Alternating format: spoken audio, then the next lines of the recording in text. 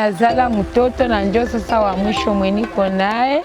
Baba na mwacha naitwa naenda, niko napiganisha batoto baine na ule mwalikwaka mutumbu. Bale batoto batano niko nabo, niko tu naenda hivi muhia buchuruzi hidogo, mimi najikaza buchuruzi budogo, nikabakia pale mimi peke tu sa kama mjane kama nani vile ndio nilibakiaka. Sasa anatuambia, anatufundisha tutabapatia ufugo, tutabaonesha ngisi ya kulima, nele ufugo taupatia veterinaire atakuwa anaangalia ile ufugo. Mbele batupatia ufugo, batupatia kama mafundisho kupitia ufugo. Ngisi uteza tumikiki, ngisi kitu yebalikupatia uteza itunzisha, uteza ikulisha bya vile. Seli zalaka, niluzishaka, nikaongeza kubuchuruzi, nikalipa masomo. Mwenye dume nikampatia kimoja. Unaona uko najililisha na kitu. Usiko nalia mama. Usiko najilili. Basi ni ya kila siku. Kushakuwa kama mtu anapaswa kujitumainia, kujitegemea. Tunapaswa jitumainia. Ingia mdada tufagilie nguruwe yetu. Unajua nje? Ataingia. Hata kukula umuru. Hata mkuru. Tuanze tuviongee. Twende etape 17 940. Avec mon travail d'assistante sociale, je suis les familles qui sont participants au programme. Et là-bas, avec la famille, nous serons là où il y a des failles, là où nous devons nous concentrer pour qu'ensemble on puisse cheminer. Parce que pour le programme, il faut renforcer les familles pour que ces familles soient à mesure de prendre en charge leurs enfants.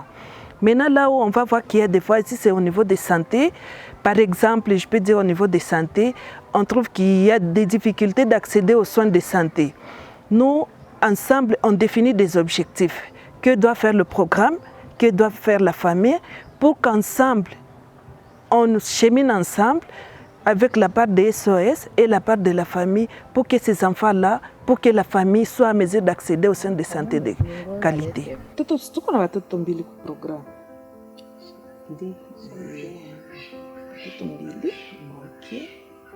Sasa pikwai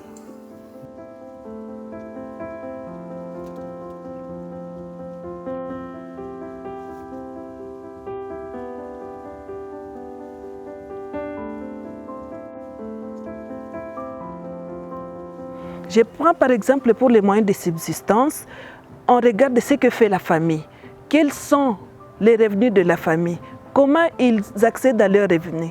Par exemple, pour les familles qui font les petits commerces, nous les encourageons de participer dans des AVEC. Ce sont des associations villageoises d'épargne et de crédit. Là, ils se mettent ensemble dans leur regroupement de ménage, ils se donnent des crédits mutuellement. Et là, chaque membre, chaque tuteur est à mesure de prendre un crédit pour commencer à faire son petit commerce qui va l'aider à avoir à manger pour les enfants, à scolariser les enfants qui ne sont pas pris au programme, à trouver quelque chose pour les soins. Et comme ça, la famille évolue.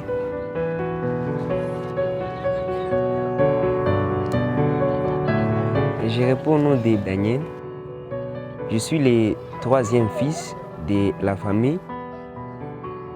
Avec le renforcement du programme PRF, notre famille a trouvé des moyens pour survivre. Et le PRF m'a encore aidé à faire les métiers. Et pour le moment, je suis technicien en ajustage soudure. Je peux fabriquer des portes, des portails. Et dans la communauté aussi, je suis le vice-président du CDE. Nous faisons des sensibilisations concernant les droits de l'enfant. Nous montrons les enfants comment ils doivent faire pour revendiquer leurs droits et comment ils doivent aussi connaître leurs devoirs. Dans le programme, nous avons aussi mis en place des clubs de défense des droits des enfants que nous appelons des CDE. Dans les CDE, il y a des jeunes et des enfants qui sont participants au programme et qui ne sont pas des participants au programme. Donc le programme donne des renforcements de capacités à ces jeunes sur les droits de l'enfant, sur les techniques de plaidoyer, de dénonciation. Et maintenant, ils se mettent ensemble. Parce que selon les enfants, ils ont remarqué que leurs droits sont bafoués. Parce que dans la communauté, les enfants eux-mêmes dénoncent les abus qui sont faits à leur égard. On passe dans des quartiers, quartier A, quartier B, dans la communauté pour faire les sensibilisations. Et nous sommes toujours accompagnés par l'SOS concernant les médias. Daniel Nzio kwenye microphone. Mimi ndaweza kuongelea juu ya abus physique. Tunasikia abus physique, tunaona kwanza châtiment corporel ya batu bazazi banaweza kafanya ku batoto hata na ku société. On parle de l'abus physique, l'utilisation d'une force physique envers un enfant qui peut lui causer des blessures. Iko na sheria na en plus de cela tuko tunayoa keme mtoto ni être mtu mtu tunapasha protéger sana juu kesho yeye ndio mwenye ataleta maendeleo kwa société yetu, maendeleo kwa inchi. Bapara wa mingi bana negliger sana watoto. Hapana kunegliger watoto. Unaona mzazi anatoka kunyumba anda kukazi par exemple. Kukazi sana anatoka kukazi anapitia. En tout cas baba wa mingi banajibaze ku bagarso banonelea bafie sana. Tunajiulize eske bagarso bo peke nyo walizalaka wala ai. Il faut batoto bote unabatia kumustari bote. Mtoto kama mtoto alimukaa, mzazi alituma mtoto akikawia, mzazi ana ile saa kumuuliza jua nini alikawia. Mtoto anafika kunyumba, mzazi anaanza kumutombokea. Mzazi anapasha onesha mtoto kosa na kumuonesha ngisi ya kuiepuka kusudi kesho asifikirie kwenye atatoka munyumba akimbie balabala. Jinangu mie njo Martine. Mimi niko mambre wa jia kutetea haki ya watoto. Tunaishi mfamie. Baba alikufaka. Baba mloko njo alianza tusomesha. Sasa nilifika mu 5e. SOS katukamata. Ikaanza tulipia masomo. Mujamaa yetu wa garsoni baine na bafie tuko baine. Baine bashapata diplome na sie baine tungali tunasoma.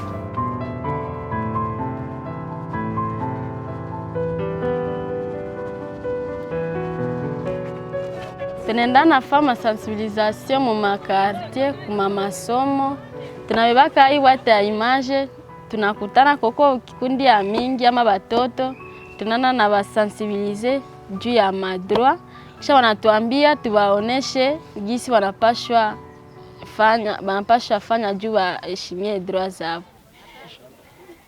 Nikizani ke babalisha mnishaone bwata image. Mnishaone bwata image. Lea.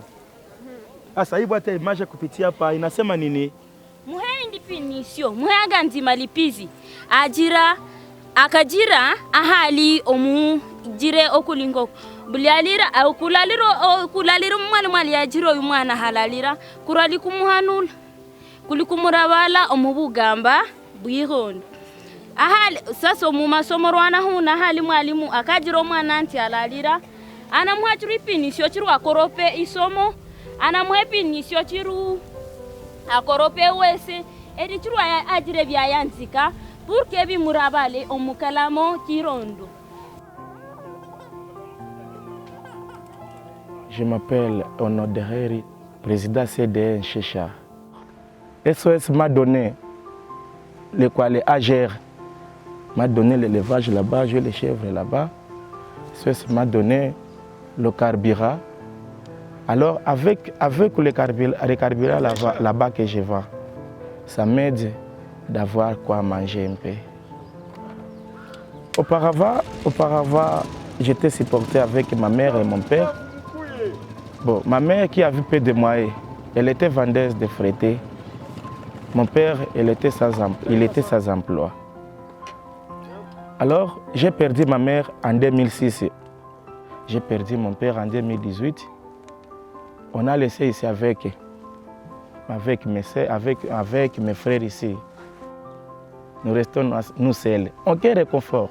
Mais le réconfort que nous en avons, c'était SOS. Je suis un homme grâce à SOS, c'est ce que je peux dire. Et je ne peux pas manquer de dire SOS parce que vraiment, SOS, je peux dire que c'est mon sondier. Oui. Naitwa kwa jina la Ishara. Niko fio wa kwanza hapa na mfamia tuzaliwa batano, banaume batatu, banamke bawili. Ishara naye anajua juu kama tunaenda fanya tentireri, tunakuwaka tuko naye na tukishatengeneza na tusaidia kwanza. Mimi naleta manguo hapa na tusaidia kureparse zile manguo. Yenye natengeneza ka tentireri inatembea mzuri. Ndio nasema mimi nashukuru sana pere parce que le sang nitosha mbali. Kwa hiyo kama ndasoma lakini grâce à vous nilisoma. Sikuwa yana mimi kama ndiza isabika lakini grâce à vous ndisabika jua tusaidia kwa masomo. Balikuwa napana mbuzi zikikomala wanauzisha mera na tuzia manguo. Na shit konekana kabatu mbengine. Vraiment nashukuru sana pere.